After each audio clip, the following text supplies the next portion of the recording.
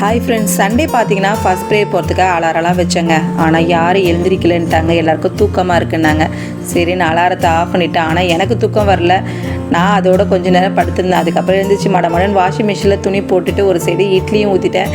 இட்லி சாம்பார் வைக்கலாம் அப்படின்ட்டு. ஏன்னா நான் சாட்டர்டே தான் மாவு அரைச்சேன். அதனால் இட்லி சாம்பார் வைக்கலான்ட்டு சாம்பாருக்கு கேரட், பீன்ஸு, முருங்கைக்காய், உருளைக்கிழங்கு எல்லாம் போட்டு சாம்பார் ரெடி பண்ணாங்க. என்ன செஞ்சுட்டேன்னா முருங்கைக்காவை பருப்பு வேகும்போது போட்டுட்டேன். அதனால் முருங்கைக்காவே காணாமல் போயிடுச்சு. எல்லாம் ரொம்ப வெந்து அங்கங்கே பார்த்தீங்கன்னா நார் மாதிரி நம்ம முருங்கைக்காவில் சக்கரை இருக்கிற மாதிரியே இருந்தது. அதனால் எப்பயும் தனியாக தாளிச்சிட்டு அதில் முருங்கைக்காவும் சாம்பார் பொடியும் போட்டு கொதிக்க வச்சுட்டு இதை தூக்கி ஊற்றுவேன். அதுக்கு பதிலாக எல்லாத்தையும் பருப்போடையே முருங்கைக்காவையும் போட்டு தாங்க பிரச்சனையாக போச்சு.